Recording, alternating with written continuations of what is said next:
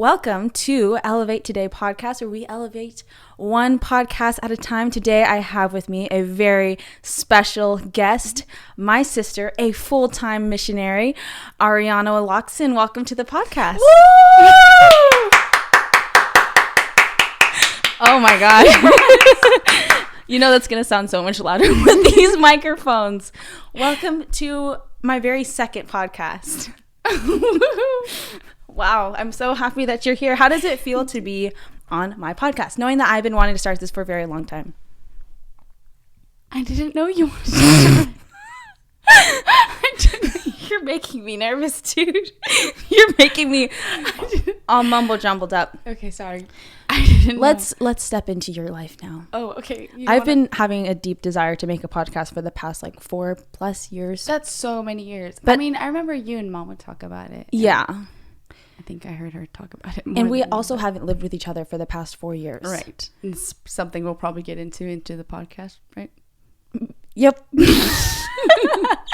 All right. So yeah, let's first get into what you do for a living, because you're my mysterious sister that I have that comes back from Hawaii. Why does she live in Hawaii? I don't know. So explain, what are you doing so far away in the island of Kona? Okay. Yeah. So in 2018, when both you and I joined YWAM to do our DTS, Discipleship Training School, I stayed, and so the program, okay, it's hard to explain because I'm explaining it to you. You know exactly what a YWAM is, but I'll just explain it. Yeah, explain everything. Okay. So after we did our DTS, Discipleship Training School Intro to Missions, I stayed and continued to stay on staff. And so the same school that you and I did, I joined and I started staffing that school, and I staffed that school for 3 years straight. And so that's what I've been doing there in YWAM for the past 4 years. So didn't necessarily move to be on an island, which is, it's been so much fun. But I moved because that's where I felt like I was called to, was to serve at this missions organization. Mm-hmm. And so go back into what a DTS school is, because Sure. Obviously I know it's 6 months of school, but the listeners don't know that. Okay. So the DTS it stands for a Discipleship Training School, and it's a 6-month program where you essentially learn how to do missions. So yes, you do go on a mission trip, but we also train and equip young people into knowing and learning about what missions really looks like. And so it's 3 or 6 months. The first 3 months is our lecture phase, where we just train. We train the students about a ton of different things on missions. Most importantly, we train them on biblical knowledge. We train them on cultural appropriation of just learning how to. What? It's so funny Because you're using those words that I don't know. It's just training them how to share the gospel in a way that's the most effective, depending on which nation that you go to. You wouldn't go to a Buddhist nation and tell people about Jesus the same way you would to a Muslim nation or America or a Catholic nation. Each nation looks a little bit different depending on their nation's upbringing or the way that their nation works. Yeah. Okay. And that's the very simplest form of what you do. You share about Jesus. That's a very shocking thing to know, and people have a hard time believing that and understanding that. And since I've done it before, I know that it's so different and life-changing to experience the DTS and then even get to share the gospel in different countries. But if you haven't left the country, if you've only been here in America, here in the Bay Area, your perception of sharing the gospel is very different than how you see it. So what has been, I guess, the difference between sharing the gospel, evangelizing, being a missionary here in the Bay Area than it is where you are in Kona or when you go out to the nations? Mm-hmm. I think so. My first experience when you and I went to Paraguay, it was really scary, actually, because it was the first time ever evangelizing and ever going out, and not only do you learn about your relationship with God, and you're just trained to just how to love Jesus and steward that relationship with God, but now you're actually going out and telling people about Jesus, about the God that you serve, about the God that you have a relationship with, right? And so that was our first experience going to Paraguay, sharing about Jesus and the gospel for the very first time. That was really scary. And I remember my first experience, I was actually crying because I was like just so crippled with fear that I was like, I will not be able to ever share the gospel. Like, I need to go home now. Yeah. But I just had to overcome it. And after a while, it was just fun that even when I would get rejected, sometimes I had to get rejected and sometimes people would actually receive what I had to say. And what is rejection like?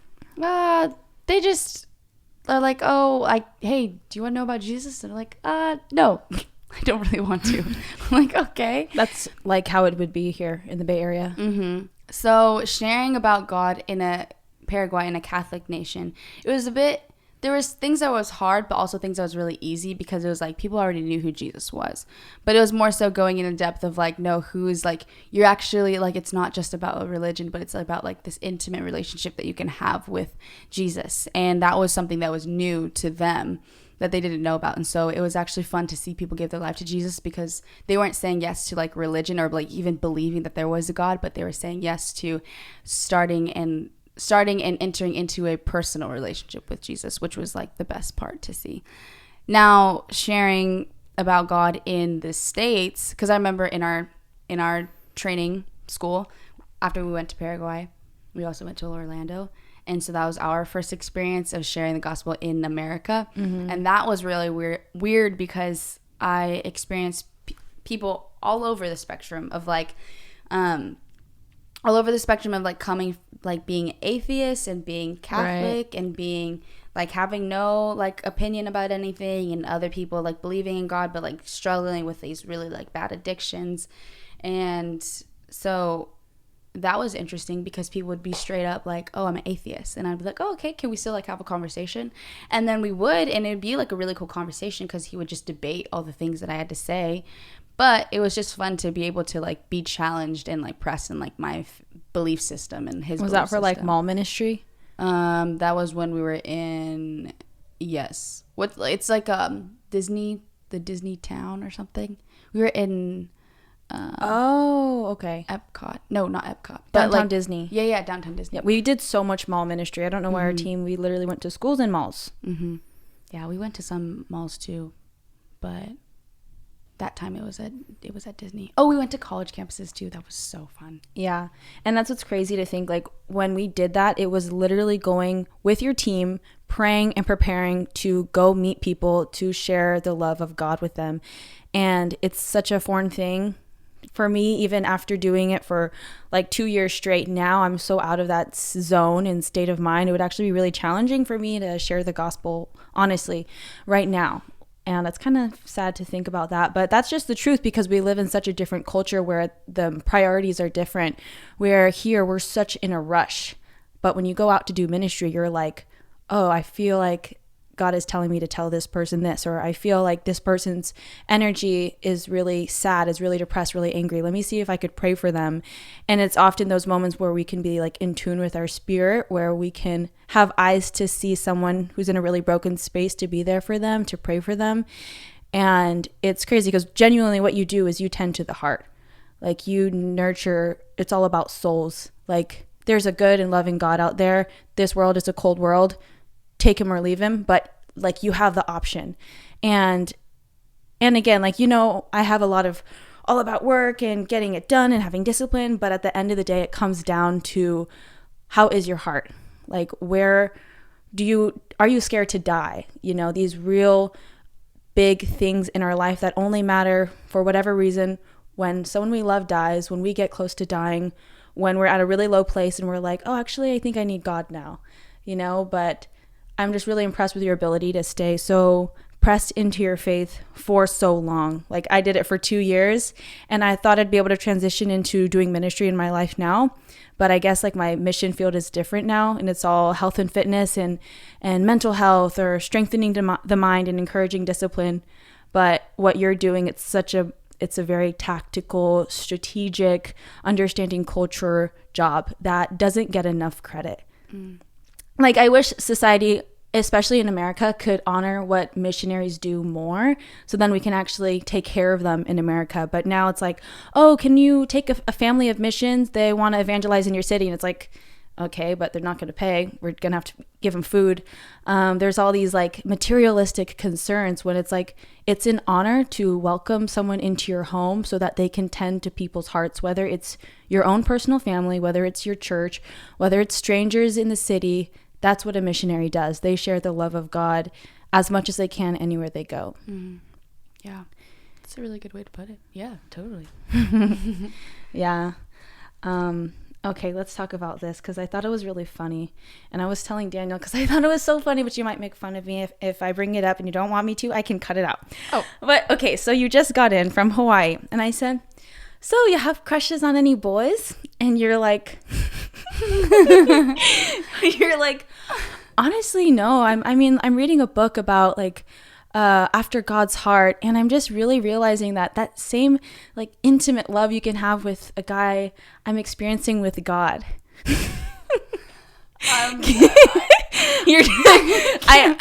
No, we don't have to cut this out. This is actually okay. This is what Explain that because this again, I did missions for 2 years, but that's still really weird for me to hear. I'm like, right, me too. Yeah, you know, it's very weird that form of expression, the way you communicate that, it will sound off until you explain it. Okay, totally. It's so true. That is so funny. She has a crush on God, guys. Okay. That is so funny. Well, how do I like, it's so interesting. Am I allowed to just like also just like process my thoughts too? Just like let it out. Okay. It's just interesting because I feel like I'm just talking to you, but I know this is eventually going to be like other people can listen, but I'm speaking to a group of people that doesn't know me, doesn't know like my upbringing, that doesn't really, understand what I've gone through. And then also be able to relate the way that you do because we both did a DTS together. So you kind of have a semi like general like foundation for like what I'm about to say. Mm-hmm. And so I'm like, well, do I talk to you or do I talk to people? Do I talk to you as if you have no idea what I'm talking about? Honestly, I would say imagine you're talking to people that have no context to what missions is, that has no context to who Jesus is, the gospel is. Like, we don't know who this is going to reach, but just introduce like your heart and your passion behind it. Because I know that you love God, but there's certain things that people don't understand. Like, how could you do something so insane, so sacrificial for God, when to me, God is just something I reference when people die, Mm-hmm. So don't talk to me. But be yourself, because I already know these things. Yeah, totally. Okay. And the question again was, how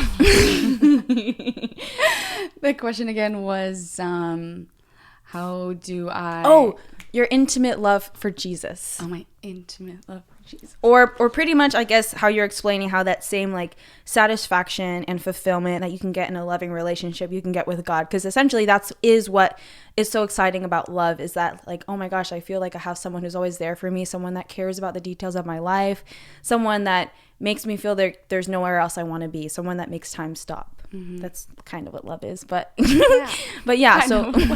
Well, what would I know? No, that was really good though, because honestly, everything that you just said is literally, I had this, it sounds so like wooshy, but it's fine. But everything that you said is literally like what I experienced with my relationship with God. But also, like, you know how in the Bible it references God as so many different things? Like, it references God as Lord, references him as King, as Counselor, as Friend, as Beloved, as Bridegroom, as Father. Bridegroom.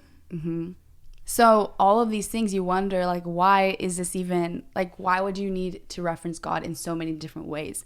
But it's because, like, God he is the creator of the universe. He's the creator of our souls. Like, anything that all of our makeup, all of our being, creation, ourselves, like, he's created it. And so it's not, in reality, it's not like this crazy concept to believe that God that we serve also is able to fulfill like the deepest desires of our hearts.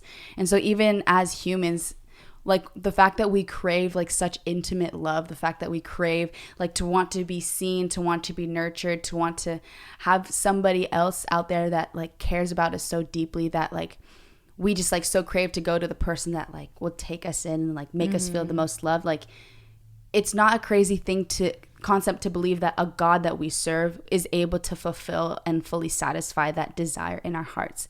I just think that I just think that in our like approach to religion is more so religion and like rituals and rules rather than like a heartfelt like desire to actually want to follow these rules because we have like this deep knowing of the God that we serve loves us unconditionally. The God that we serve loves us wholeheartedly, is jealous after our attention, jealous after us, knowing like his deepest desire for us is to really, just love us.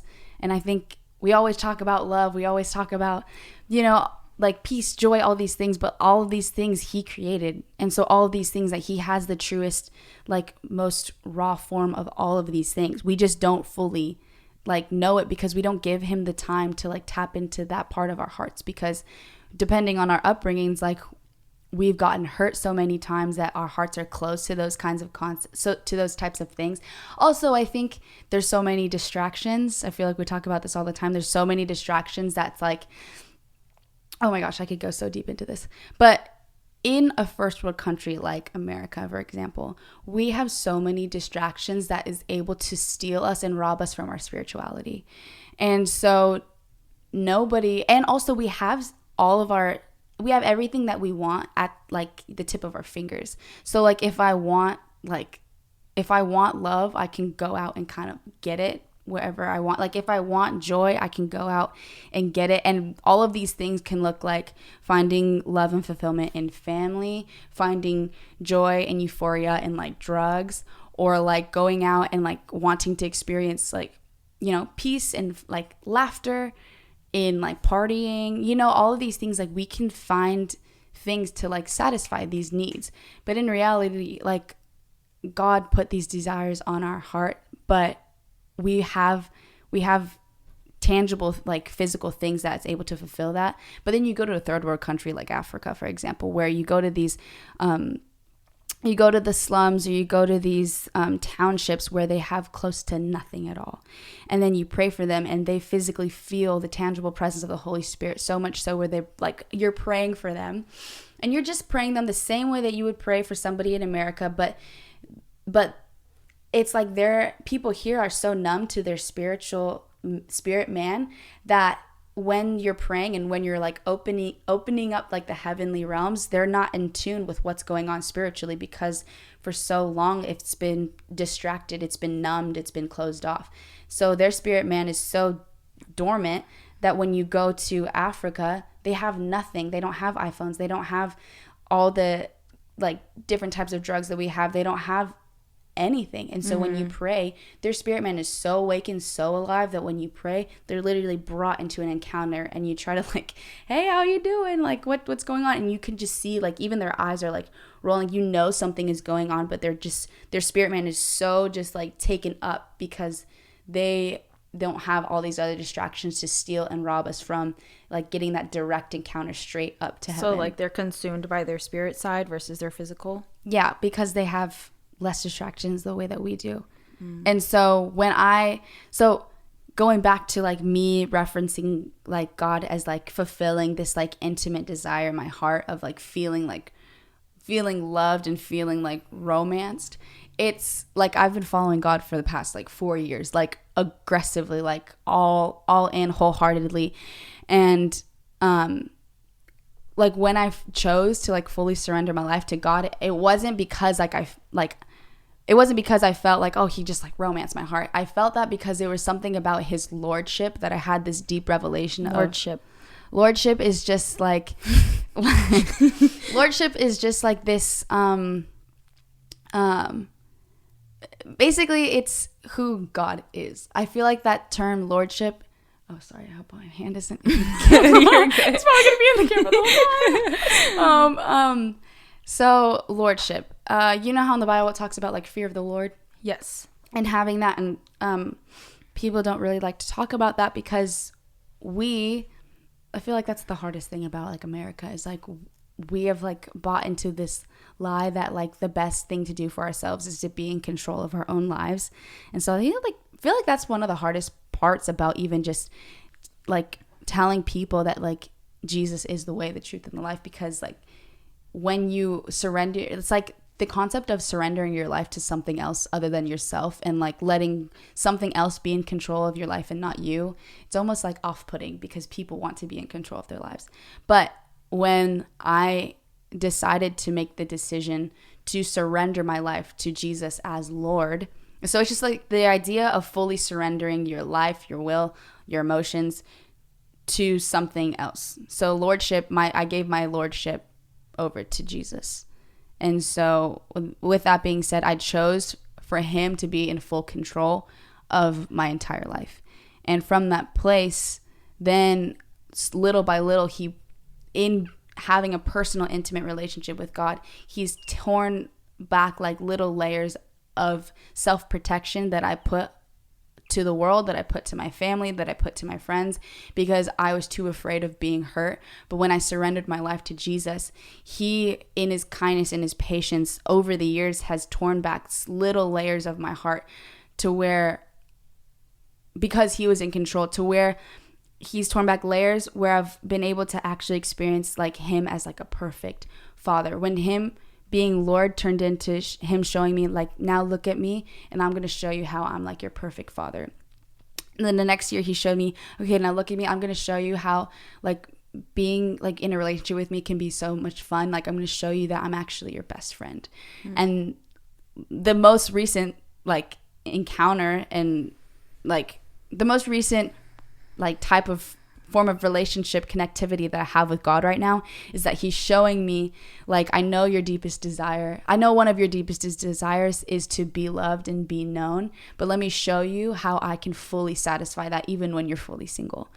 And that's exactly what is going on right now is like, you know, I've dated people, I've been in relationships before, and I've, you know, watched movies where I'm like, gosh, I know like what this beautiful, like romantic, like love relationship looks like. And we, you know, have these ideas and concepts in our head of like what love looks like. And we just desire and crave it so bad. We think that eventually once we're married, then that desire will be fulfilled and we'll be satisfied. But then, of course, you hear about like people in marriages and you're just like, oh, it's still not like that. Like, what the heck? Breaks my heart. Yeah.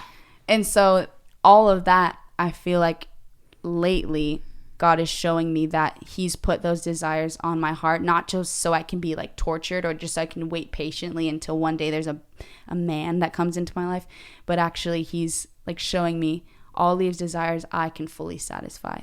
Mm-hmm. And so it's kind of just like an insane concept for me right now. I'm literally being blown away because it's not like anything like weird of like lustful desires, but it's literally just like everything of like, at least speaking for like a woman, any like romantic like love story that like you and I as like a woman could so like desire, and so just, you know, like the perfect love story, like a romantic love story that we could want.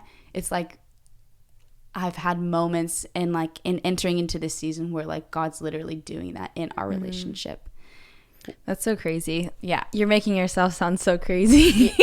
But see, like when you actually think about like a loving relationship, we can break it apart. It's not that guy that's making you feel that way necessarily. It's like what is it that you love? I love that I can fully be myself with you. I love that I feel safe. I love that no matter where we go, scary, dark, just a weird environment, if you're right by my side, I feel okay, you know? And that's what love is. We see people staying in weirder relationships, like, why? You could do better. You could blah, blah, blah. But it's like, because that person, for whatever reason, makes her feel secure, makes her feel safe, makes her feel valued, and it's a foreign concept to believe that God can be that way for us, especially when you've had people in your life that could have displayed a loving, like what it's like to be close to God, but instead messed that up. And that's why I hate it when parents don't show up for their kids, because parents are the first exposure to being a figure that you could trust.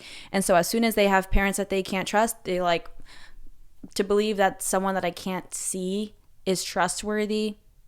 Because I don't see trust. I see that this is a cold world. You survive, you feel good, and you die. And that's why there's just this sad part of it, like you said, like the exposure you've had of people that have hurt you, you'll associate that to God. And when I ask people, do you believe in God? They're usually like, no, because I saw this church person be a hypocrite, or homeboy's not coming through. That was the funniest thing I've ever heard someone say. She's like, nah, homeboy ain't coming through. And I'm like, that's so funny. But yeah. And she was referencing God. Yeah. Yeah. And it's because when we think about God, we don't think about like, oh yeah, he created the world in 7 days, or oh yeah, like we have purpose in us. It's more like, well, he hasn't been very sensitive towards my situation, towards how I feel. Things haven't been going good for me, therefore God must not be real. And that's the thing I try to always remember is God doesn't change. I change. Mm-hmm. So in like the moments where like me living a lifestyle where I barely go to church. I don't really have super religious friends. I don't really read the Bible every day. I don't want to be like my relationship with God is changing or God's not there for me anymore. It's like he didn't change, I did.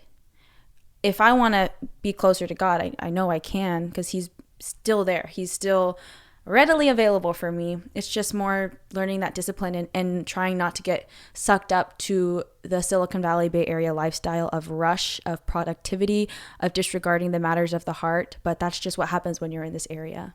Mm-hmm. Yeah, it's true. I feel like something that you said about like the security thing, like that's such a good way to even put like, even like as a missionary and that like our lifestyle is to fully be sustained off of God. Mm-hmm. And like every ounce of like finances, for example, like comes in through like people who have it on their hearts to partner with a missionary. And even that concept is like so foreign and probably offensive to like most people. Should we get into that? Oh, if you want to.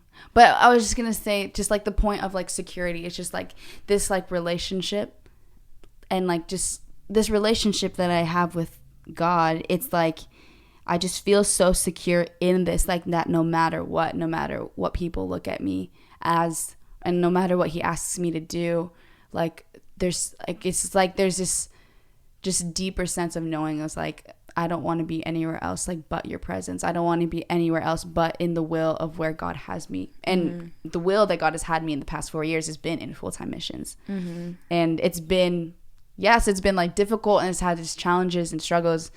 But I like it's literally been the best place that I could be, only because I know that like I have done everything in my own strength to consecrate like my personal relationship with God. Mm-hmm. And with that have been able to share, consecrate, set apart and have like keeping that relationship with God very like sacred and untouchable, and like nothing can come in between my relationship with God.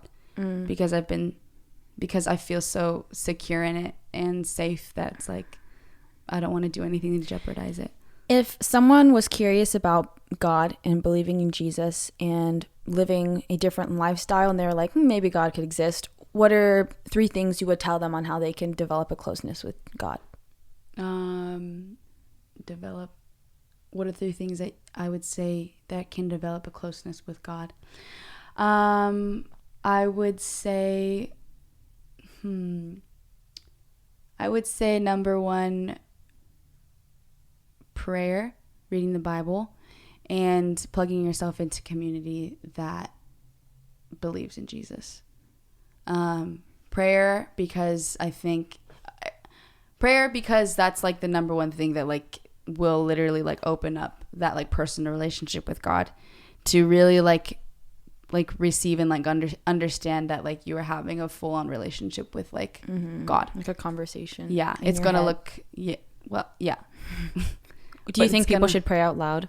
Yeah. I feel like I never pray out loud, but I feel like it would be more effective because you feel like it's really getting out there, because you'll get in the habit of feeling like you're just thinking and then every once in a while throwing in God, thinking your thoughts. But when you speak it out, you have to like format your prayer a little bit better. Yeah. I think also too, because it's not like it's like a relationship, it's not like a formula you can really get to. It's just like, okay, like for you and me, the reason why I asked you a couple of days ago, like what that question that I asked you about when's the closest like you ever felt to God, and you had a hard time answering it, but then you said at 100x, remember? And you said like listening to people like give teachings and stuff. That's when you said you felt closest to God. Okay, so I have 2 answers to that. when I was referring to that, I was saying because I just got out of YWAM, I think, or yeah, I think it was YWAM, not Circuit Riders, and I was going to this business conference of a bunch of Christian leaders that were talking about like all this money that they make, this orphanage that they're starting in this different country, and then freaking Jesus Culture was the worship team. And then Sean Foyt was doing his first Congress speech. And I just remember like the crazy feelings of like God is making a way in this world, you know, in our country, in my state. And then we went to Chick-fil-A and I was just like, God, like there's so much going on. I don't have to doubt. I don't have to feel worried about my state, about my country, about like how all things sin related is popular and good. And so that's why it was a really crazy moment. Like I remember just bawling my eyes out at all the stuff going on in one day. But to answer your question, I remember I was really thrown off, so I didn't want to give like the very first thing I thought of just because I'm petty like that sometimes. But I remember it was a YWAM worship night, and for whatever reason, Mom and Dad were there. You were there. But was this in Orlando? No, this was in YWAM, like in Kona? On Kona base. Yeah, and then I remember I was on my knees praying, and it was during a worship set, and I just remember feeling this like seeing a vision in my mind, just like being on a desert. Like if I'm alone with God, that'll be enough.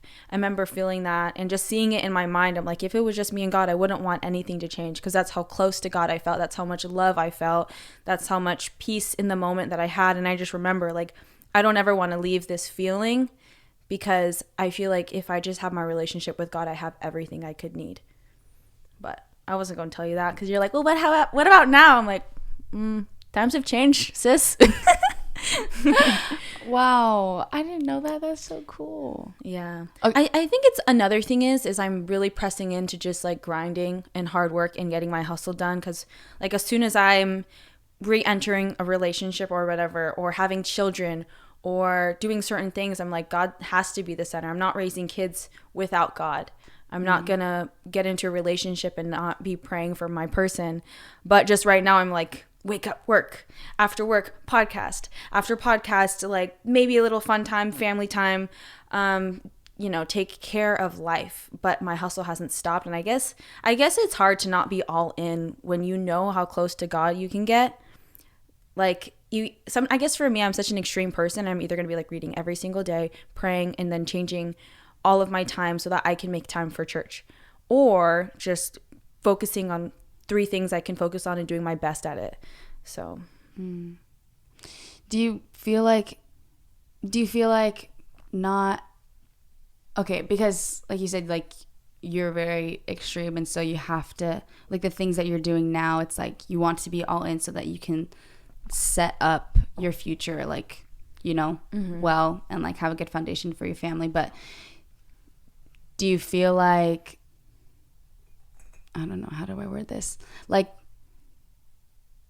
do you think that not praying now, like, won't affect, like, your future? I don't know. I never thought of it like that. I just feel like I have faith and I believe in God and I don't doubt him. But when you're a missionary, you just have such a polar perspective of what it's like to be close with God, to be praying every day, reading the Bible, being plugged in the community, worshiping. Mm-hmm. I mean, we were doing that like for 3 hours a day. Mm-hmm. Like, I know that life. But now I don't have to question when people are like, oh, what do you believe in? I'm Christian and Catholic sometimes.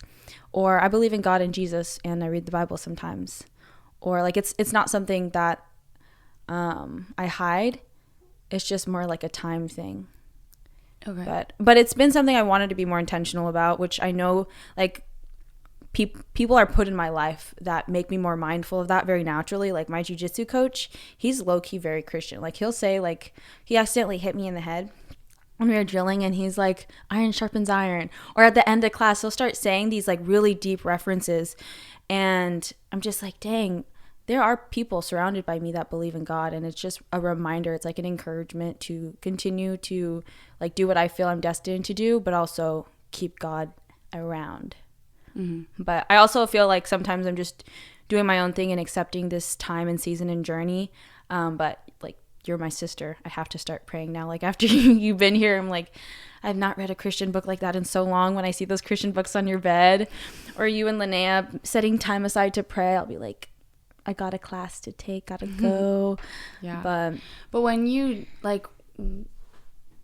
were in that lifestyle, like, did you feel anything different with like the way that you looked at the world, the way that you lived your life? Like, did you feel like there was anything significantly different that, like, once you took all of that out of your day to day, do you feel like anything changed, or you feel like it was like the same, like it didn't really make a difference?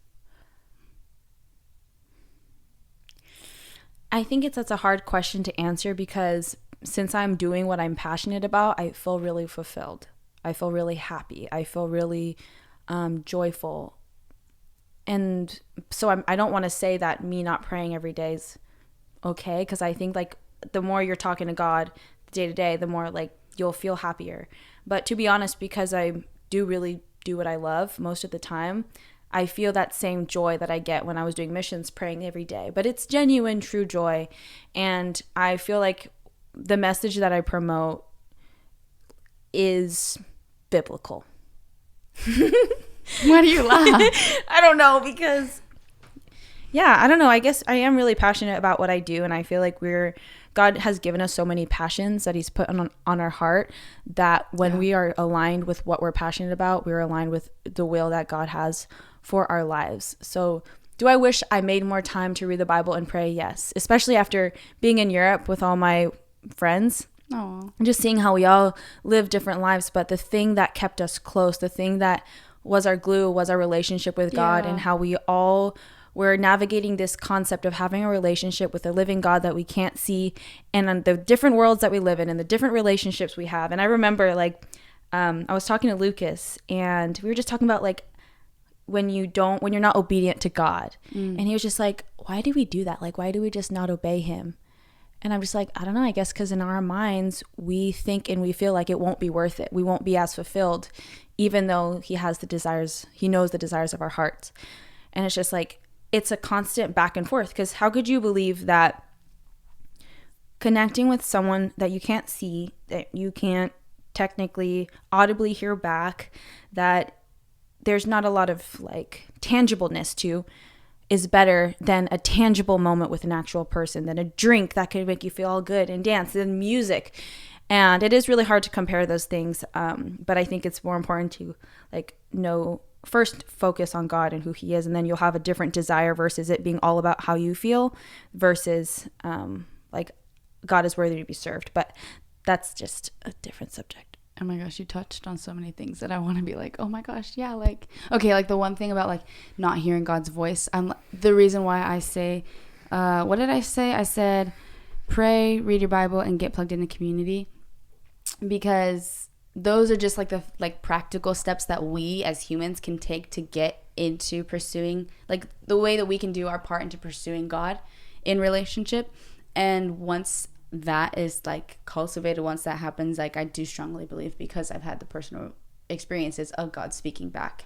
Like, sure, maybe it's not like a full parting of the clouds where I hear it audibly like outside. Sorry, camera again.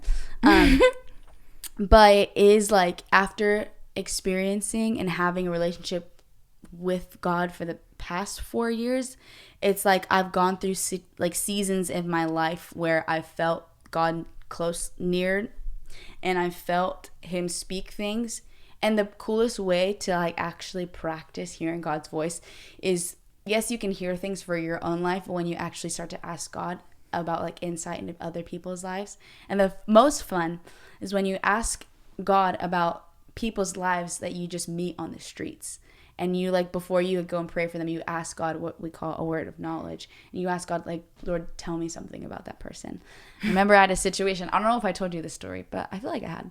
But it's one of the most significant, because at this point I was like 5 months like fresh into my relationship with God. 5 months fresh into actually being like, okay, if we can hear your voice, I'm going to practice hearing your voice. And so when we were out doing evangelism at Daytona Beach, that was probably some of my most favorite days, because all day I would hear God speaking. Was that in Florida? Uh-huh. I think we went there too. Oh, yeah. I think we had a lot of teams going there. But all day there was experiences like one after the other, we had like talk with people, and they would just open up their hearts about me or to me. I would get like downloads about people's lives, and I'd be like, that is the most random thing. But then I'd go up and ask them like, hey, is blah, blah, blah, blah, blah. And to be like, what the heck? How'd you know? Give an example. Okay. We get to Daytona Beach. I think it's like sometime in the afternoon. And right at this point, I'm just like high on life, and I'm just like having the best time, and I'm practicing, right, hearing God's voice. And I feel this sudden urge to just, my group is running along the beach, but I get this sudden urge, and I feel like God's saying, run into the ocean. So I just run away from my group. Maybe I shouldn't have done that, but I just did anyways. And I run into the ocean, and then I just start walking like parallel to my group, but like they're still like way like far into the sand, and I'm just like walking along the water. I'm walking along the water, and I just see this other young lady who's just dipping her toes in the water as well. And I'm like, oh, Jesus, I'm going to go talk to this girl. And as I'm walking over there, I'm like, God, tell me her name. And immediately the first thing that pops into my mind is Shelby. And I was like, I only know one other Shelby, and that was my old neighbor. And I like walked up, and I was like, hey, is your name Shelby? And she looks at me, and she's like, how do you know that about me? Do I know you? And I was like, wait, no, is your name actually Shelby? She's like, yes, how do you know me? Do I know you? And I was like, no, I don't know you, but Jesus knows you, and he just told me your name, and I just wanted you to know that he loves you so much. And I just like, and then we go into this conversation, and it was pretty brief because I had to keep up with the team. But I remember her being like so touched, and she was pregnant, and so I just got to like pray with her and tell her like, hey, God's actually like watching you, and he wants you to know that he's like so near to you, and just like encouraged her. And I got to just pray over her baby and her, and she just started like getting emotional because she was like, I've been crying out to God to like see if there's been any, like if he's even been around, if he's been like listening to me at all, because we're nervous about having this baby. And I was like, oh my gosh, that's crazy. See, those are the moments where people that want nothing to do with God start thinking about him, when like this, when we're facing something supernatural or something like birth or life or death, you know, that's like a big deal where you're like, okay, God, if you're real, can you help me? So that's just mind-blowing. And that was just one of the many different stories that I had. Okay, I'll tell this other fun story. I had this other story, but we're actually friends on Facebook, so I'm not going to share that story. But it was another situation of like getting her name, and like got like the name that I got was her name. Later on in the day, did I not tell you any of these stories? No. Okay. Later on in that day, we had some teams go out, and we did club ministry. Obviously, I was too young. I think I was 19. It was 19 at the time. 19 or 20. Couldn't get into the clubs, but I can go around the streets of these clubs. And so I was walking with Sandy. I don't know if you remember Sandy. Oh, I love her. Yeah, sweet gal. We were walking around together, and we just felt like we were supposed to go into CVS. Random, because there's all these other like clubs around, but we just felt like, let's go into CVS. So we walk into CVS. I see this couple that was highlighted.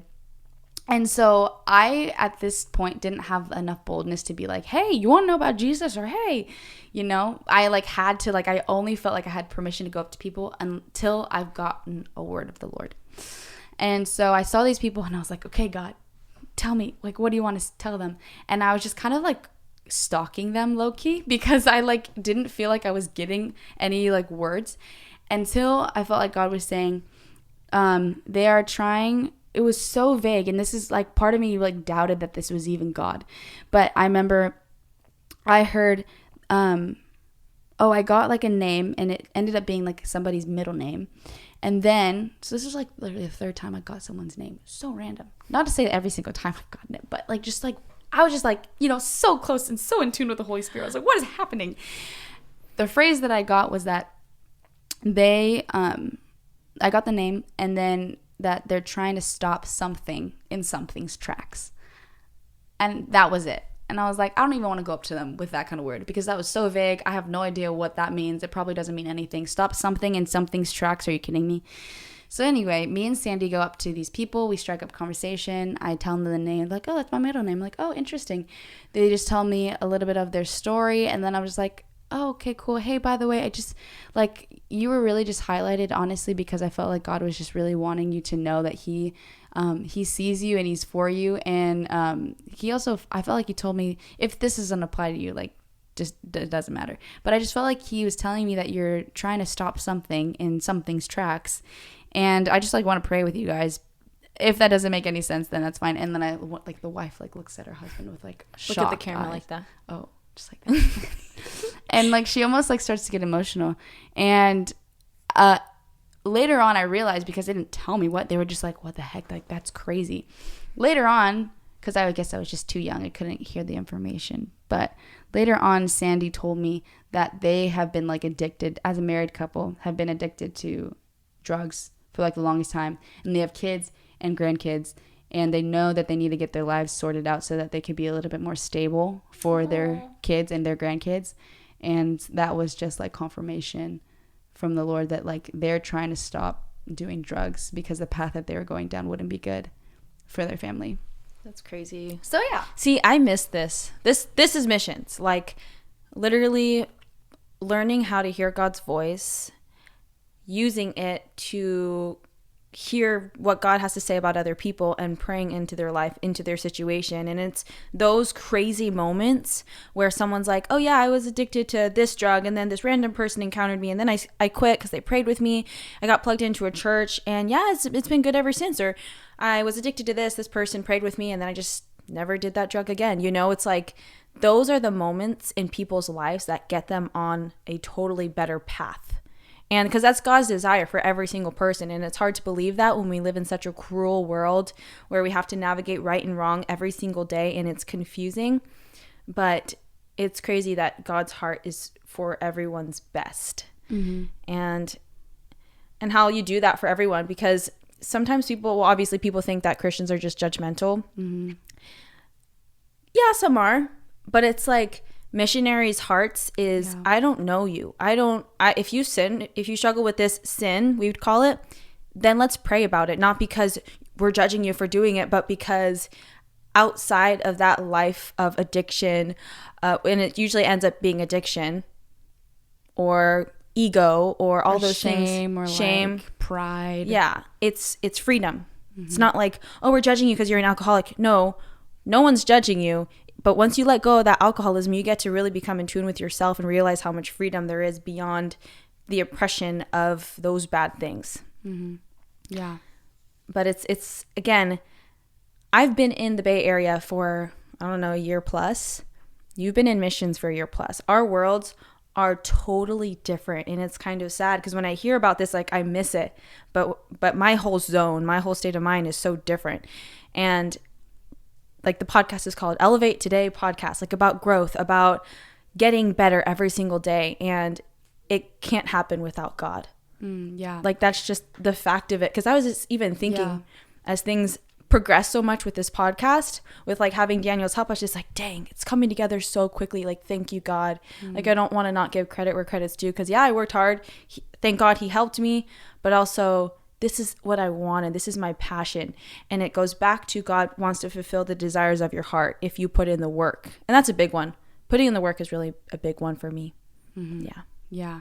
But it ties in with that verse. It's like with faith without works is dead. Where it's like some believers like have this idea that like, oh, if you just like have faith, then like it'll happen, or you know, just like waiting around. But it's like, well, no, it still says like faith without works is still dead. So like God still asks us to like partner with him and put in the work and put in the effort. And then another thing that I was thinking that you said, like the concept of sin is literally just everything absent from God. Like I was watching this Bible Project video, and it said that it described hell as like this eternal quarantine separate from God.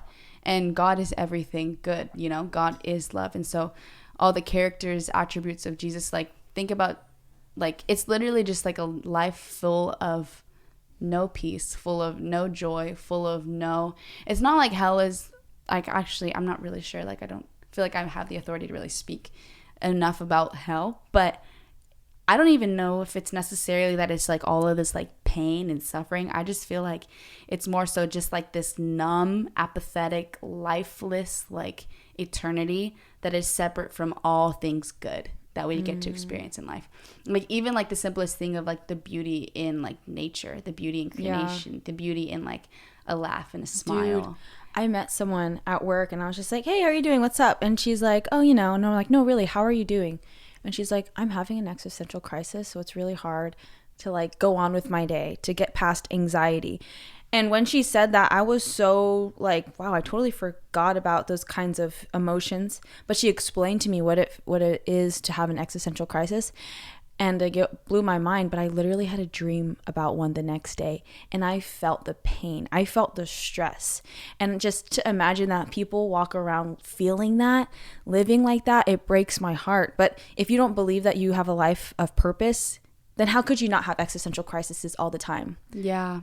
That's true. And in my dream, it's hard to explain, but I felt like I literally died. Like my life just closed, but my consciousness was awake. And I was just like, woke up like, gotta find the meaning of life. Oh my God. It was crazy. Like I had dreams so like that for 4 days straight of just purpose. Why are we alive? Why do we exist? And that's why without God, it's crazy. There's nothing. Yeah, for real. And it's so sad too, because I think even like hippies and like new agey people, like they've like there's like, you know, more open to like spiritual stuff, that they've even like tapped into like attributes and like qualities that are heavenly.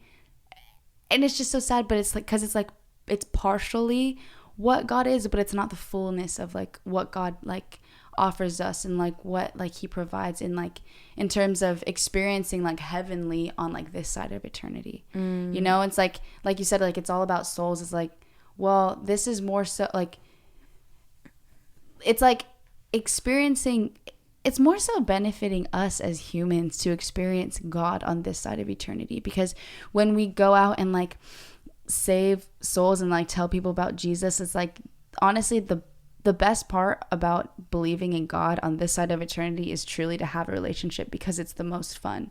It's the most fulfilling. I feel for people that give their lives to Jesus but don't know that they can have a relationship, because it's more rules. It's more just like, oh, I have to do it because I have to do it. But it's not like out of this desire of like, wow, God loves me so much. And since he loves me, I want to do what I can to show that I love him back. Mm-hmm. And so, yeah, it's sad that on this side of eternity, like we're saving souls from like eternal condemnation, like in hell. But if you give your life to Jesus, it's like, yes, like the plus is that you get to experience like heavenly attributes, like you get to experience God on this side of eternity, but still like in this lifetime, it's just like this wrestle and like this battle of like constantly like needing to live like Christ. And Christ suffered, Christ died, you know, like Christ was tempted, you know, and Jesus. It's like, yeah, Jesus Christ. Yeah. Jesus. Yeah. Jesus. I think about people that listen and they're like, God, Lord, wait, who are we talking about? Christ, Trinity, Jesus, Trinity, all of the just gets more confusing, but it makes sense. Yeah. So, but it's like to save souls is really to save you from like eternity away from God, like, or quite simply depression. Or no? Yeah. Well, I know you can be pretty depressed no matter what you believe in. No, you cannot be. That's what I think too. I feel like if you are fully activated with your relationship with God, there's no way that you can really struggle with depression. But I am also not totally informed on mental health and stuff like that. And I do know Christians that struggle with mental health, but I'm like, it's submission to God every single day. There's no way that you can stay depressed if you continue to submit that. But some people see it as like a medical condition, and others see it as a mental condition. And I see it as a mental condition, which is God's department. Mm-hmm. But that's a touchy subject and highly offensive to some, potentially. Wow. That's something that I want to get more understanding in and do more research in. And honestly, if I ever go back to college, which I'd maybe like to one day. Psychology? Yeah. Because I've had some experiences, I don't know if I've told you, but I've had some experiences in working in YWAM where I've had to deal with people with mental illness. And I've seen how, you know, like some people actually do have like legit like illnesses. And we believe that there's so much, like there's full freedom found in Jesus, and that you can be freed and fully restored. But sometimes like you're not, like we believe in healing, and I've seen so many people get healed of like physical like things, and so many people not. Yeah. And it's still like God is God. At the end of the day, he could do what he wants. But even if like people have like a mental illness, it's like, well, thank God that at the end of the day, we all die and get to go to heaven. And it's like we don't die and just like All of have us? this eternal way. If you give your life to Jesus, yeah. And that's the thing too, is like and this is probably where I need to maybe stop talking because I don't fully know, but at least right now in my 4 years of following and fully serving God, 4 years of following and serving God, I think that people can still give their lives to Jesus and not have a relationship with God, not experience joy to the fullness, not experience peace to the fullness on this side of eternity, because they don't open up the portal. They don't open up their hearts and allow the Holy Spirit to allow a relationship, to have the Holy Spirit like give you relationship with God. Okay, let's dummy this down. You are speaking missionary. I am. Not really, but you are, because this concept is so foreign. We're in the Silicon Valley, the Bay Area. People don't talk about God for 55 minutes. I can. And she can. But if someone were to get to this point of listening and I want it to be, okay, this is interesting. This whole God stuff sounds pretty cool. You say pray. Let's go into prayer, reading the Bible, and getting into community. So what part in the Bible can someone start reading? That's a basic book, a basic chapter that could warm them up. Like, I would never suggest someone read Revelations. I would never suggest someone stay in the Old Testament for very long.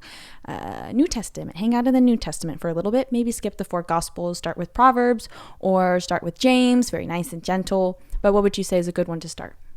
I would say John, actually.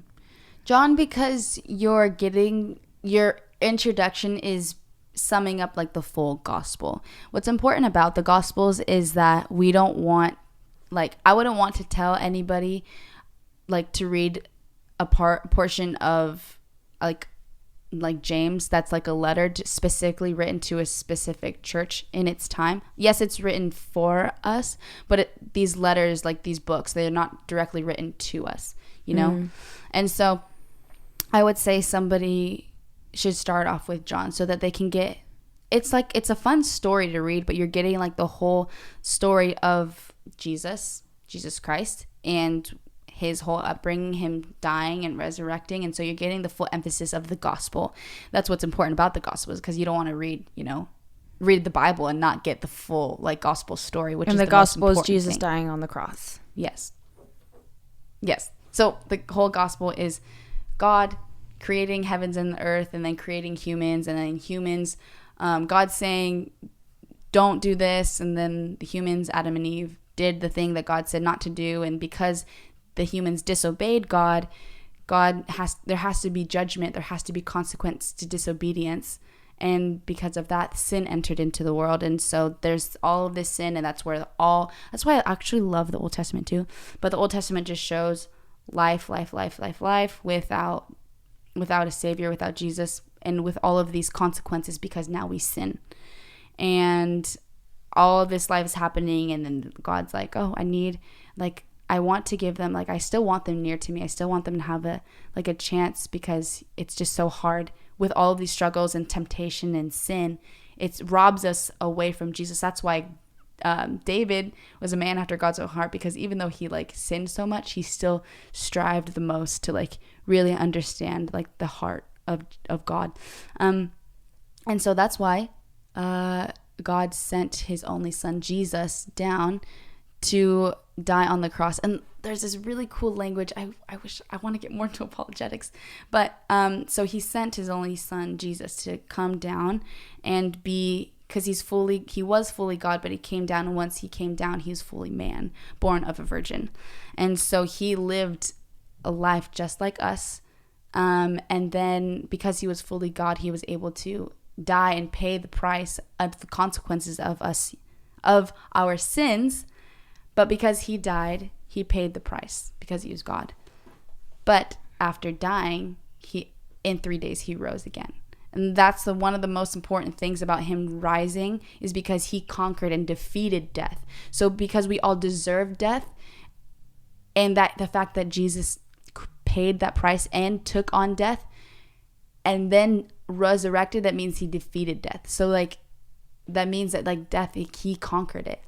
And so when he went back up into heaven, he left his Holy Spirit so that we can do all the things that we read about in the Gospels. We can see heaven like conquer earth. And that's the most important and most fun part about having a relationship with God is being able to partner with the Holy Spirit and have a relationship. And if you agree with what she said, you can just sign on, and that's like pretty much how you're part of the team. Yeah. Part of the bomb squad. Part of the bomb squad. It really is so fun though. It's like all of these things. It's like, I like if anybody listening was actually like, really curious, I would be like, hey, like come to church with me, or like, hey, like let's wait, what?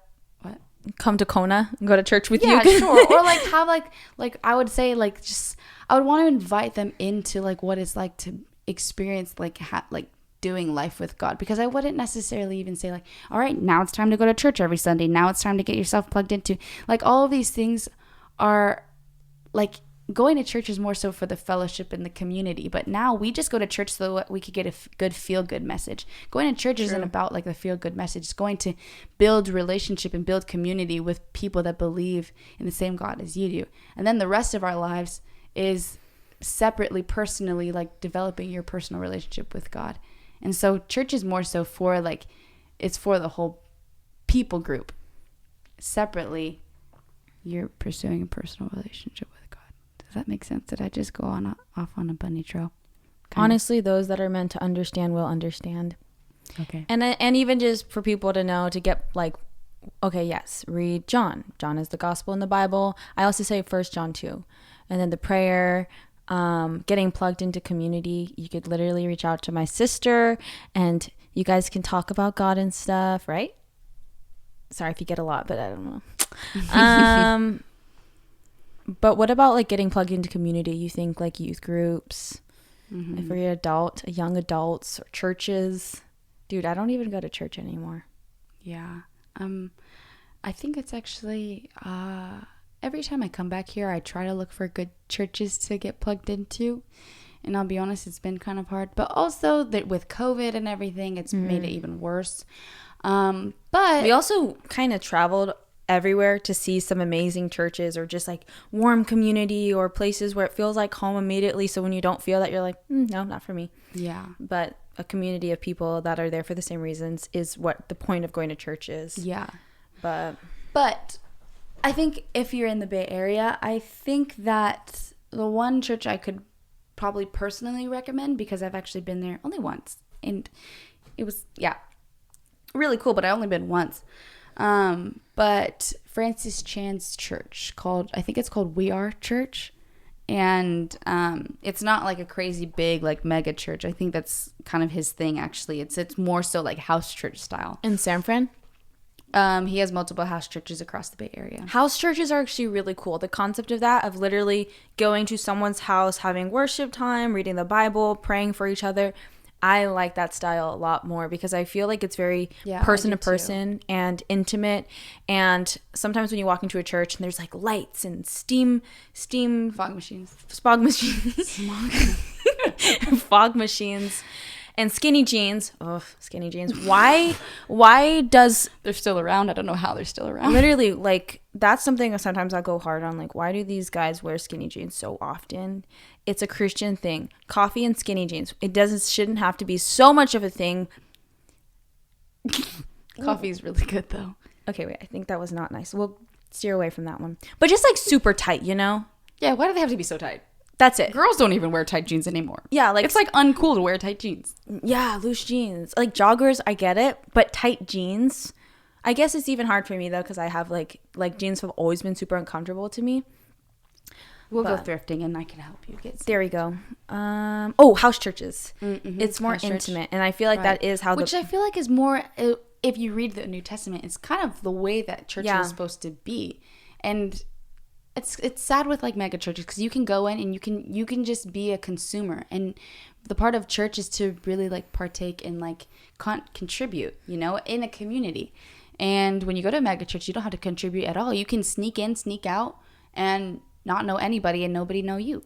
nobody know you. But that's not the concept of church. Yeah, and even if you think about that, house church, if no one shows up and it's you and one other person, that's still super cool. Like, that could still be a church thing to do, to look out for each other, to pray for each other, to read the Bible together. I tried to make that happen. It didn't work. Wait, here? Why didn't it work?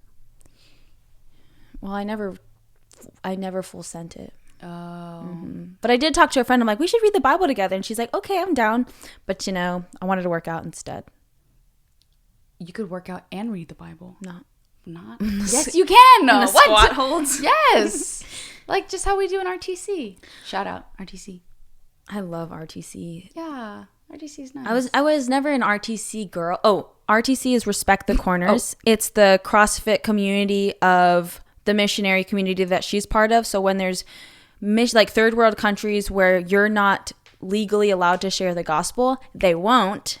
But they will bring CrossFit there and use it as a way to connect and bring community together, and then being able to pray for them very strategically without breaking any rules. Am I allowed to say that? I think so. Yeah. Okay. I hope so. But I think fitness is a very spiritual experience. Like, It's true. I feel like people that work out are more prone to believe in God. Like, people at jiu-jitsu, a lot of them there believe in God. And it's pretty freaking cool. Mm-hmm. Another thing I wanted to touch on. Okay, so me and Ariana, we did our DTS in 2018. I was 17 when I went, and you were 18? I think I was 19. Yeah, so first time, I remember my first worship night, I was like, crap, what have I done? Like, I shouldn't have came here. I didn't really like worshiping at the time. I didn't like doing it for a long time, but we literally started our very first day there having a worship set. Ended up being fine. And I was okay. I survived. I don't know. I like listening to lectures and talking to people more than like worship zones. Yeah. But my point was, for 6 months, for 3 months, we learned about God. We were lectured on how to read the Bible, how to pray, how to evangelize. It was amazing. 3 months after, we go to a third world country and we share the gospel and pretty much live out all the things we were trained to do. It's a lot easier in third world countries than it is in America, because Americans have everything they want and need. They don't feel like they're lacking anything. Therefore, they're not open to receiving anything.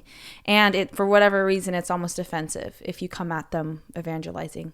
It's kind of sad. Mm-hmm. America, why are we like this? Makes it so hard to evangelize too, because like, that's something almost like, okay, especially in the Bay Area, it almost felt easier to evangelize in the East Coast, like say like New York City, because everybody's like, you go on your lunch break and you're sitting next to like 4 other people on this park bench because there's nowhere else to sit, and so you have to strike up a conversation. So it's like in those kinds of settings it's easier, but even here in the Bay Area, it's like everybody has a car. Not everything, like, yes, we're in a city, but it's like everything is still spread out enough where it's like you just go and do your own thing and you don't really talk to anybody. Anyone that talks to you is an inconvenience, and you're just like, yes. How dare you take my time? And, yeah. And they're just like, hey, can I pray for you? And I'm like, I don't have time for this. Has anybody ever gone up on the street to pray for you before? No. But actually, I was at the mall one time, and these people came up to us. And they were like, hey, we're having a Bible study if you want to come. And then who I was with was like down. And I was like, you're really down? Or shoot, okay. We went to the Bible study. And then I ended up seeing freaking Austin from high school. I don't know if you know him, but he was Nick's friend. Exposing names. Love that. Gosh, yeah. But yeah, it was super cool. And like their community of people, they're just a bunch of young adults that go to different places to have Bible studies. Was it called Crew? No, it was not called Crew. But their community of people, they're super cool. Like, they go meet up at Valley Fair. They meet up at different colleges. What the heck? Where are they? Let's go get them. That's true. I didn't think about that. I'm sure they're meeting up. I can reach out after the podcast. Okay, perfect. But yeah, that happened. And then I ended up seeing him again at a coffee shop. So then he's like, this is a sign from God. You have to come to one of my community things to get you plugged in. I'm like, how do you know I need that? Still haven't gone.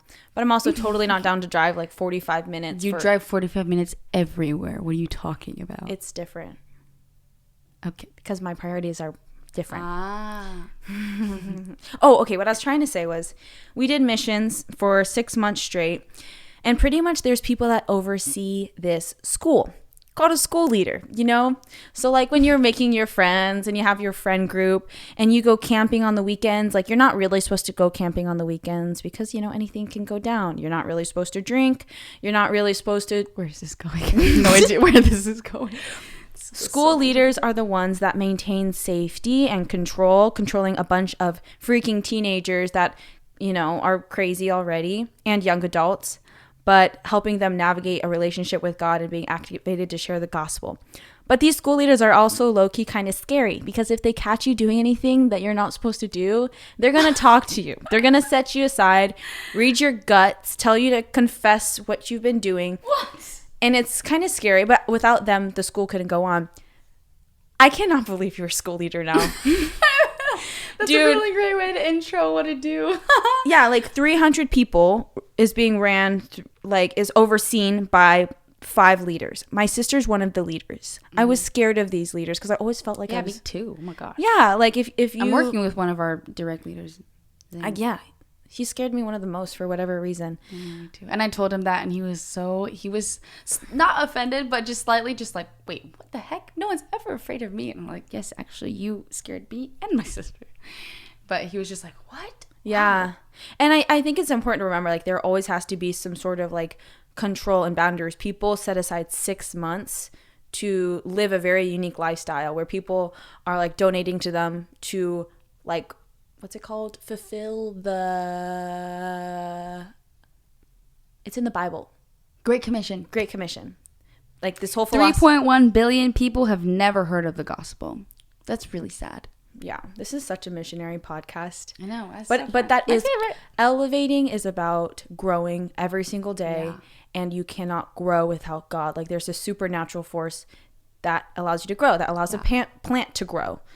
It's not the water necessarily. It's not the plant necessarily. It's them combined and the magic happening. Yeah. So, oh my gosh, Mark 4, shout out. It's about the parable of the seed and the sower, and the farmer sows the seed, and he goes to sleep and he knows not how, but then he wakes up, boom, a plant. Yep. So my sister's a school leader now. She literally has read the Bible like 4 times. Now she's the one that really once, but I've staffed Bible schools where I've read. But she's staffed Bible schools. And now she's going to be the one that they talk to whenever kids get too rowdy. And that's mind-blowing. But we talked about this. What's so cool about the position that you're in is that you are the most loving person ever. And you don't have it in you to judge people, because I feel like for whatever reason you've managed to walk a lot of different lives. Like you're... Like, the things I find out you've done in your past, I'm like, what? First off, how did I not notice? 2, why are you barely telling me? 3, are you okay? But yeah, like... Good now, thank God. You've lived such an experienced life, like, before you got into missions, which is crazy because, you know, you got into it so young that I feel like people need to realize no matter where you've been, no matter what you've been through, no matter who you are, what your past is, there's nothing that can separate you from God's love and being someone that can share that with other people, because at the end of the day, it's truly what our hearts yearn for. It's truly what we desire and want, and we find those needs met in different ways. Yeah. I was going to compare being connected to God with something, but I feel like we're not there yet. Really? Why not? I'm going to wait till mom and dad like stop listening, which will probably be like 10 podcasts down or something, and then I can be pretty transparent. But now they're just going to be waiting till the 10th podcast because they'll hear exactly what you just said. So you might as well just say it now. I was just going to say that being encountered by the Holy Spirit feels like being high. Oh. Like, yeah. Just like that peace, that chillness, that relaxation. But the fact that you don't need a substance to feel that way is just crazy. And that's why we try these substances, because we love that feeling of peace, of relaxation, of your mind being opened to think different thoughts, to feel deeper. And the fact that like God created us to feel that without any kind of substance is really cool. If you can have the discipline to get there, because everything in life requires discipline to get to the best point, which is having a relationship with God, with feeling like it's real, with feeling like the desires of your heart can be received if, you know, you pray into it. Mm-hmm. Yeah. Oh gosh. There's so many things I could say about this, but go ahead. We're on a podcast and this could go anywhere and I have no idea where it could go. But You know what? I will, actually, because I am I am redeemed. I am redeemed, and I've been through a lot, and I think that's... And honestly, more glory to God, because for real, the only reason why I dabbled and did so many things was because I was looking for more fulfillment in life, and I was just looking for more of, like, there has to be more to life and just like this mundane, like, experience that we live, like, joy, like, let me go after it, like peace, like what exactly is that? And when you're a younger sibling, you've seen your siblings either do it right, and in our case, we saw our siblings just have everything together. I feel like that made us very desiring to experiment everything. Mm-hmm. Yes. But I've experimented with a lot less than you have. Yeah, maybe. Well, yes. But then I also did get saved. I did get saved at a really young age too. So at this point, I don't know what else you might be trying. I'm saved still. I am saved. Well, yes, before I like truly decided to give my life to God, yes, I dabbled in things that are just, honestly normal to probably most people now, but things. And I didn't really do it because I wanted to be like a bad person. I didn't do it because I like wanted to outright like rebel against like my family or my parents. But it was just like, well, no one's telling me why these things are bad. They're just saying, oh, don't do it because it's bad. But I'm like, well, why? Like I'm a very practical thinker, guys. Like I need to understand, like I need to experience things for myself. And so as I'm just like a naturally curious person, so I try these things and I'm like, oh, okay, like, yeah, when you get high, you get high, and that's what being high is. You just go whoop, and I just like, it makes you feel like, makes you feel a little bit more different. It makes you feel like you're out of reality. It's like this unrealistic experience. It's like more spiritual experience, and that's exciting. Like that's fun to feel like something that you can't feel on the day to day. And then same with like drinking too and having fun. It like, for me, it made me enjoy, it somehow made me more talkative. It somehow made me just enjoy people more. It somehow made me be able to like not take life so seriously and just enjoy exactly what is going on in the present moment, to feel more permission to be alive. And so that's why I like drinking, and that's why I did it. And I just like, on all the other things that like, that, media says is fun, and like, TV tells us is like exciting to do, like, partying and those types of things. I was like, all right, I want to experience that for myself. And so I did. And I thought it was like, pretty okay. And some people just don't agree with it. And that's a bummer. And so the people that don't agree with it, I just won't tell them. And that was kind of like my philosophy at the time. But then when I encountered God, I think he knows our desires of our heart. And I remember I was brought into this deep encounter. We were in worship, and I was brought into this deep encounter, and it was like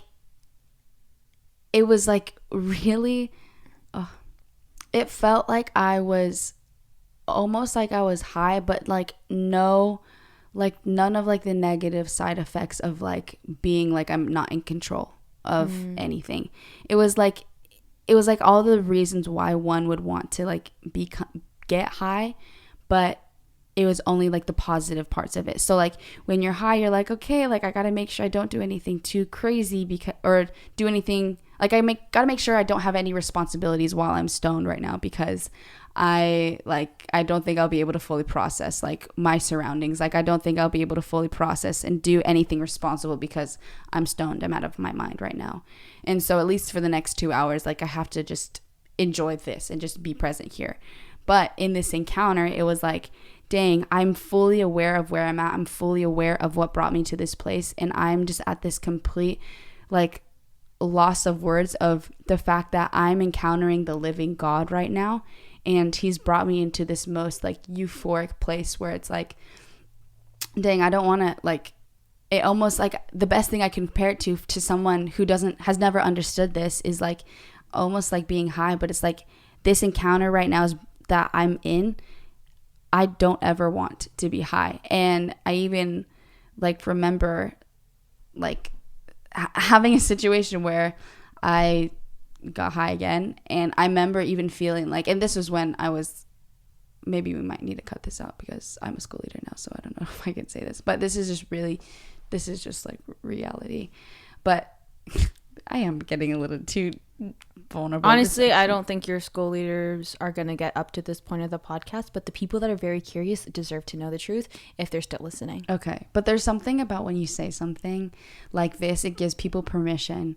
And so as a school leader, like I want to be able to like raise up like young leaders to be like pure in a lot of their intention and a lot of their ways. And like, yes, there's a lot of grace to like stumble and make mistakes and fall, but like these are like conversations that I would have like one-on-one and like a side conversation.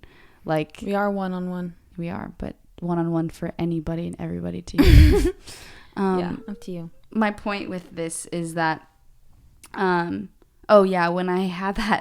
I got high after having a full-on relationship with God, I remember even like being stoned and then being like, God, where are you right now? And almost feeling like there was a spiritual like block. Was like once I was high, I felt like I knew what it was like to have a real relationship with God. And it was like once I was like once I got high, it was like there was this wall that I was like, I know right now, like I'm not, like I can't connect to God. Like I can't. I literally, and it felt so sad because I was like, he's not here. And I remember thinking, oh my gosh, I literally have to wait until I'm out of this like high to come down to be able to connect with God again. Dang. And it was just like so weird. And like, how do I explain that to anybody? Like even like Christians, I'm like, I don't even know how like deep people's Christian relationship with God is. And so that was just like one of those things, like if like doing that robs me of like a true intimate relationship with God, and that has like really freed me from like pride, really freed me of like control, really freed me of insecurities, and still growing in that for sure, but like, you know, a perfect God that like empowers me to walk in the call of God on my life, a perfect God that empowers me to use my voice and love on people the way that I've received love directly from God himself. Like I wouldn't want to do anything to jeopardize that type of like confidence that I have with knowing God. I don't know where all of that came from. Just letting it flow, you know? Yeah. It's funny. I actually had the same feeling when I got high after YWAM. I guess we're like the same person. Just like, that was fun. About these yeah, I don't know why I even brought this up. I guess I was shy about it with you. But I remember I was at a park and park. Well, I don't Anderson, and the moon was out, and I remember feeling really connected with like nature, with the environment that I was in, like the leaves, the water. And I remember looking up to the moon, and I know that when you get high, your third eye is very activated. Your third eye is really open. So your spiritual sense is really open. And in that moment, I felt like I couldn't talk to God, like I couldn't connect with God in that moment, but I felt like everything proved his realness, because I guess my senses changed where I was like, holy smokes, like the moon is right above us. Like the water is alive. These leaves have intention and purpose to everything that they do in their seasons. And I felt this like, it is so easy to connect with God when I'm in my sane state of mind. I just need to remember this feeling of his realness and like in the proof of nature, pretty much. Mm-hmm. So like similar but different, because I feel like I couldn't have a conversation with God. Like I felt like there was this wall between me and the moon, which is where I felt God was at. Oh, weird. Yeah, but I also felt like I was surrounded by evidence. Yeah. And proof. Yeah. Dang. That's so interesting. Yeah. It was funny. Same kind of. You might have told me about that. Was that with one of our cousins? It happened to be us. Yes, I think I remember you told me that. Yeah. Yeah, it was crazy experience. Wow. Yeah. It's like my heart, like the deepest desire of my heart is that people would know God in a way that the way that we have access to know him, and the way that I've like the way that I know God, I'm like, dang, I wish so many people could know God the way that I do, and even more. Because at this point, like I know God, there's only so much to know about the creator of the universe that it's like, dang, there's every single day, there's constantly more to know about God. There's constantly more to grow an intimate relationship with God.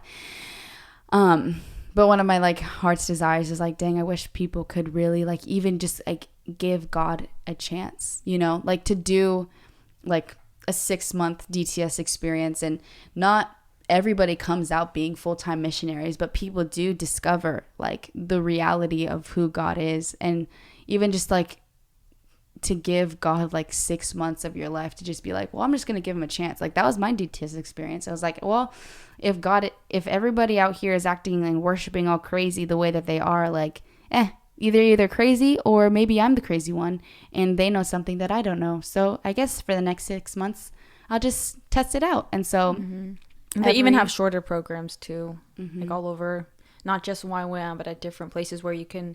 And the reason why it's nice to get away is you can fully get out of your normal cycles, your normal habits, your normal routine, and allow your mind to go somewhere else and not compare it to your day to day. And I think that's crucial. Even for high schoolers, like Hume Lake. Hume Lake is amazing. Programs like that or Young Life. Yeah. Oh, those were so much fun. They're so significant. Like, especially at that age, you meet so many fun, young, wild people. Dang. You know what's crazy that we've been talking about God this whole time? I have not talked about God like this in so long. Oh, wow. How long has it been? 1 hour and 26 minutes. Wow.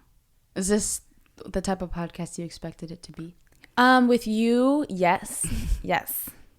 When I was like, yeah, I did have some different notes in there, but I also had a feeling like it's you and me. We could just express where we're at, and whatever is said was meant to be said. But yeah, it's funny because most people I'm going to be interviewing their story and how like they've elevated in their life, the things that they've been through. But I feel like for your whole story, it's like life was cool and then I found God, and you're just sold out for sharing the gospel, for helping people with connecting with God. And it's just such a different lifestyle that people aren't used to hearing. That was the point that I was trying to get to. Get to it. Was that you like doing a 6-month or 3-month experience of just like taking yourself out of your normalities of life and just giving God like a shot, like giving God a chance. What I think is cool is that even if people don't come out of the DTS, like, because it is a missions training base, like essentially like we train missionaries, and so like we want people to like go out and like be missionaries and go to the 1040 window and reach people that have never heard of the gospel, never had a Bible in their own language. Like, like these are our like big to fulfill and end the Great Commission. But in reality, some people aren't actually called to be like full-term, long-term missionaries. Some people are called to the business sphere. Some people are called to family sphere and vice versa. And so I feel like the most important thing is like in the 6 months experience or a 3-month experience of just giving God a shot. I think once you've discovered and cultivated this personal relationship with God, so much so where you've like tasted and seen of how good he is and how much better life is with God, then you trust him and love him so much that you decide, hey, I want you to be in control of my life. And then you begin to ask like, dang, I don't want to go anywhere else unless I know God is there with me. So God, like I have these desires to be a doctor, but God, like what do you have for my life? Like, what is the call of God that you've placed, that you've predestined for my life? And he could say, yeah, actually it did mean for you to be a doctor. So this person would leave DTS and go be a doctor. Mm-hmm. Or, like, hey, like, God, I love you so much. Like, I realize, I don't want to do life without you. I had these plans to be a NFL star, but God, like, I want to do what you predestined for my life to look like. So what do you want me to do? Like, yes, you could go this way and like be an NFL star, but I have something bigger and better planned for you. Like, I do want you to go move to a nation that you've never been to and learn a language that you don't know. And that person would be like, from out of knowing and trusting God so much, just being like, yeah, I'm there. And so that's the coolest part about a DTS is like, gosh, I want people to discover God so much so that they would be like, okay, God, I want my life to look like the way that you planned it to look like. So what do you want my life to look like? That's like the coolest and best thing, because I don't even know if there's supposed to be so many missionaries. Like, it's really cool that we get like 300 students rolling in and out every quarter. But it even says like the harvest is plentiful, but the labors are few. And I wonder if it's few like for a reason, like intentionally. But also I feel like it's few because people don't really... Harbors are what? And who is few? The harvest is plentiful, but the laborers are few. Meaning there's a lot of people that are so ready to hear the gospel, but there's very few people that are actually willing to go out and share about it and talk about it and bring the good news to people. But my mind goes to the place where, like, dang, if only people trusted God, or even like asked God, like, what are your plans for my life? And if people had the balls to even be like, all right, I'm going to screw all of my own ideas. Balls? I'm just kidding. Maybe you should cut that too. No. Really? Maybe later. Anyway, this is just round 2, right? Are you going to post this on your social media? Yes, actually. Please like, comment, subscribe, share, and post on your social media platforms. Like that.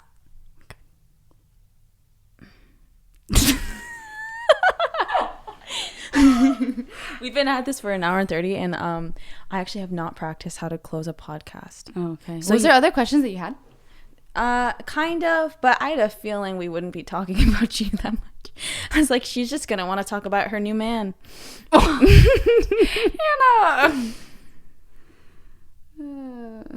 New man. That's really funny. Talking about him all day. I know, that's what's crazy. Like, this is not normal for people, because it's normal for me, but it doesn't feel normal anymore. Like, sometimes when I talk about God, I feel like I come out of this place of loyalty, of just having like a reverence. Nice. Good word. Reverence. Reverence. Yes, reverence. And just a deep faith because of what I've been through, what I've known, what I've seen, what I've experienced. And so sometimes my faith is just like loyalty. But for you, it's like my day-to-day experience, I love him. And like my life is just so good every single day. You know, it's different. And I don't think people really come out of this space from experience from God every single day, you know? Can I ask you a question? Sure. Remember, okay, so Hannah and I, after we did our DTS, we went back to do this program called Leadership Track, and it was a leadership training to prepare people to be on staff in YWAM, to essentially lead teams and be leaders of the program that her and I just came out of, which is a DTS. Mm-hmm. And so after the DTS, or after the leadership track, people get invited to be on staff. Some people get the invitation and some don't. And so in mine and Hannah's experience, we actually both didn't get invited to staff. And obviously there's a whole other story that goes into that, because clearly I'm still there on staff with YWAM. But after that experience, Hannah did leave. And so I just wanted to ask, like, what was that like for you? Like, having the idea in your head that you were going to go back and staff and then not getting invited to. Yeah, so I mean, when you do a leadership track, you're there for 3 months to get trained on how to disciple young children, on how they, or, you know, young adults, on how they can walk with their faith and evangelize. And at the time, I was all in for doing it for the rest of my life. And I was even more... Were you really? Or not the rest of my life, but like committing to that obedience, because I knew I would end up back in America. But still, like, evangelizing, hopefully, somehow. But when they told me I wasn't invited, I couldn't go back, that God said I wasn't supposed to be there, whatever, it broke my heart.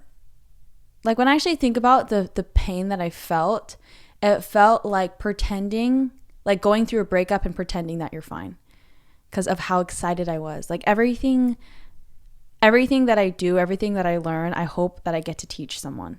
You know, that's why I want to have kids. That's why I love being around young people. That's why I love even communicating. I want to be able to just share everything I know if I ever learn something new. And so I was really, really heartbroken. And I think like I had to deal with some like letting go of bitterness of being like, no, where you ended up going was where you were supposed to be. But it initially feels like rejection because like they said that you weren't qualified to be a good leader, to lead people in their faith. And I think I held on to the bitterness for a little bit. But at the same time, I think that it also humbled me in a lot of ways, because I've always felt like a leader. I've always felt like I could, like staffing would be me in my element. And I think that maybe that was something that humbled me and challenged me to be like, you know, you are a leader, but maybe not in this department. And yeah, it is tough. It was a tough rejection, because you go in so open-hearted, open-minded, kind of sensitive, fragile, sharing everything on your heart, sharing your passions on why you want to staff, all to come to it at the end be told you couldn't, when you lay everything down. And I think it was also hard because when I explained to other people outside of YWAM what happened, they were also just shocked, like well, that's not good, like well, how dare they? But I'm like, no, there's so much more to it. So yeah, it was hard. But at the end of the day, I do believe everything happens for a reason. And I got to regrow and restart something, I guess, going to circuit riders. But yeah, I did feel like, oh, you're part of a family. Just kidding. Bye. You got to go. Yeah. And so that bitterness made me feel certain things. But at the end of the day, I think like YWAM is that community that changed my life forever. And no matter how much that situation hurt me, I have deep loyalty for them. And I also am like, I have no idea what that got me out of. Like, what if I were to experience something that gave me some sort of ministry trauma that I couldn't handle? And like, only God knows. And I know I could have been a good staff for my people, but there's so much pride that has to be stripped. And maybe I felt too entitled to lead, and that's why I didn't, because I also was young. But it sucks. Anything when you go in with a plan. But I also believe that rejection strengthened me a lot. Dang. I let go of my bitterness, though. That's really good. Yeah, it was hard, but I guess after, things did start to make sense. Wow. And I think something I would say I'd struggle with is just pride, and knowing that, oh, if I got to lead, I can. If I need to depend on communication or management, like I could do that. But when you're leading people's hearts and souls and spirits, it cannot be pride at all. And like, I think that's like a big difference between you and I, because you literally are so humble, like to an extent where you're like, where I'm like trying to hype you up because of how humble you are, where me, I don't need to get hyped up very often. You are very humble, yet you are the one that's leading a school. Ironically enough, people don't realize how big of a deal that is. But the fact you lead with humility is, I feel like, why where you are is absolutely perfect for you. Dang, thanks. I do want to say, like, even like when I went into staffing the leadership track this year, like one of my biggest things, I don't know if I talked to you about this, but I literally like harped on this thing, and I was like, this is a hill like I will die on. And that is like, if like we're like discipling and like training these like future staff and we feel like they're not ready, like we will like debrief and like explain to them like accurately, and we will explain to them with compassion and kindness to like really. You're the one now. What? I know. You're literally the one that can cause someone that kind of heartbreak. And I think my situation was kind of handled like, okay, all of our situations were handled like, but yeah. And I think that there was just, and that's like the hard thing too, is that like, dang, even in what seems like such like perfect, beautiful places, like, you know, why I'm with amazing people, like we're still broken people and we're still humans that like can like will still make like will still hurt people even if it's unintentional. And so I think that's what happened in some people's like ignorance of not understanding, like, hey, just because like you can't expect like a young person to just take a rejection and just take no, like, oh, okay, like whatever, like no, like were you following up with that person afterwards? Were you asking this person like, hey, like what were your plans? Like, are you helping them like plan like other like opportunities for them to, you know, to like, you know, steward a future that won't look like the way that they had originally planned it to.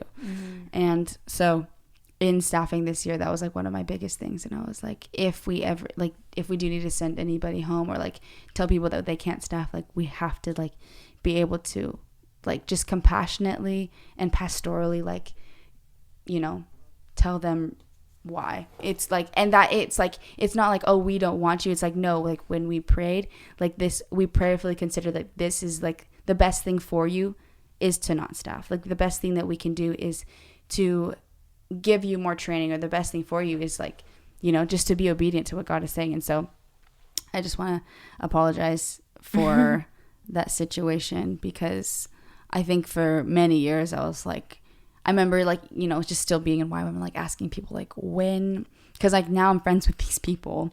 I know. And so I'm like, why, when, how? And some people just couldn't give me like answers. I couldn't even remember what the decision factor was in like them originally saying that we couldn't. That's staff. messed up. Yeah, it's not cool. But there's that's the beauty about having a relationship with God, is that even when we're broken, even when we get hurt, like we can still run to God, and like he is our comforter that will somehow be able to like comfort us and make us feel like this, even though the situation sucks and it hurts, like he has a plan and a purpose for these things. There's always purpose in pain. And I feel like I had to relearn everything all over again in a good way. Like your faith never depended on your role, your ability to lead, or how they saw you, or how they believed you were or weren't qualified. Like it's still you and me, you know, like it's still God and me. And that's why I did it, because I felt like it was what God was leading me to do. And if it wasn't, then you just move on. Mm-hmm. But it has been one of the first big, heavy rejections I've ever faced in my whole life. So like there really was purpose in that. It's a very abstract situation, but I think it's really cool that you're going to be the one that navigates people through that, because just that extra, like going through it and having someone that's gone through it and other friends, like you'll be able to really connect with the heart and just be like, trust me, I've seen it go down. God has a plan for you, and let's find it together. Mm-hmm. Like, let me pray for you to find your peace, because it doesn't make sense, but it will soon. Yeah. I've already actually had conversations with people about this and my experience with being rejected and still going through it. And it's fun because I get to be like, bro, reality is like staffing is hard. And if you got out of your first year staffing and it was easy, then you didn't push yourself hard enough. Like, just like being able to like be so like transparent and just kind of like cutthroat, because some people just like communicate with like so much grace and hope, which is like definitely good to have. But like, let's also be, you know, like let's add some more fear of the Lord to this like position that you're stepping into. Like people don't understand what that means. What fear of the Lord is? Yeah. Why should one have fear of the Lord if we're supposed to live without fear? Because with fear, God still created it, and most of us channel fear into worldly things that like we're supposed to be fearful of. But fear of the Lord is more so like going back to the Lordship thing of just like having this holy, like having this holy knowing and this holy like desire to like please God and serve God and obey God to the best of our ability, because we know at this point of like wanting to have fear of the Lord, and at this point, okay, in Proverbs it said the fear of the Lord is the beginning of wisdom. So all wisdom, all knowledge starts from fear of the Lord, and fear of the Lord is knowing truly who God is as Lord, and having like this holy like you are my King, you are my Lord, and therefore I will honor like authority you and serve you, and like respect almost. Yes, yeah, those are good. Authority, respect, honor, just serving Him. Wow. Mm-hmm. But I did on a like personal note, I did want to just say like I'm really sorry. Like that situation it's like really a hard situation, and I totally understand like even where any ounce of bitterness would come from, because I just think that situation could have totally been handled like so much better with so much more compassion. And I just like want to say sorry, because I know like you you and I weren't the only ones that like went through something like that. And I just know after seeing like a lot of how a lot of people that have had situations like ours, and just seeing where all of our lives are now, it's like, it just sucks. It's so funny. You're getting so personal, and I'm like, it's really hitting the spot for me. But to give some context, I was in a school, we were both in schools for 3 months, specifically leadership, to see if we could lead another team of like 12, 10 people, maybe one other partner, to a third world country, whether Paraguay, Mexico, Africa, anywhere in South America, you know, these random countries, to evangelize. And so we were training to be a staff leader to do that. And after the 3 months, I was told I couldn't go. So there's the context. Because I wonder if it makes sense. If the whole story adds up and you're just like, I'm sorry. Well, luckily this is your podcast, so I can just and you can just direct me and this is very fascinating. Yeah, so basically, rejection sucks. I got told no too, but then I felt like God was saying to ask. I had a whole experience, and I was practicing hearing God's voice, and then eventually I felt like God was telling me to tell them to pray again, and that's what happened. And then they prayed again, and then they said, oh wait, she should staff, apparently. And then that's what happened. So that's why I ended up staffing. But the same kind of like pride thing of just being like going through that whole thing of like, screw you guys, I don't ever want to talk to you again, like I don't want to be here. A lot of people have had problems with YWAM. A lot. Like, I've met random people like, oh yeah, I used to do missions with YWAM. They're like, oh, I did a missions with YWAM and this went down. Or like that happened literally with 2 people that I've met. Random people? Yes. Both weren't Kona though. Or not random, they were friends. Like, I know them well. And just how they saw, oh, like people that did our DTS together, that did YWAM. So different outsiders, and how they just saw something, and it's just the nature of, there is no perfect organization. There's organizations with a purpose and an intention to do something great, and there's always going to be people that mess it up. And so like, even though I was like, yeah, that sucked being rejected, I obviously was clearly not supposed to do that. So was it really rejection, or was it really what was meant to be going down? On the other side of that, YWAM is one of the most amazing, complete, like amazing willed organization ever, like that's changing people's lives internationally. It's the biggest missionary program in the world that impacts people's lives daily. It doesn't stop. There's no off season, there's no days off, and there's no bad intention behind it. It is literally so wholesome to let the gospel be known across the whole world. And the fact we've got to meet the founder is amazing. Lauren Cunningham, he's one of the most amazing people in the world, and he will have, like, his name will go down in history as one of the people that really allowed the Great Commission to be fulfilled. On that note, is there anything you would like to add to close to this podcast? If you were talking to anyone in the world. I'm telling you, I really got to practice my closers. If you're talking to anyone in the world, what would you say to them? Okay. Hey, I'm Ariana. Hey, I'm Ariana.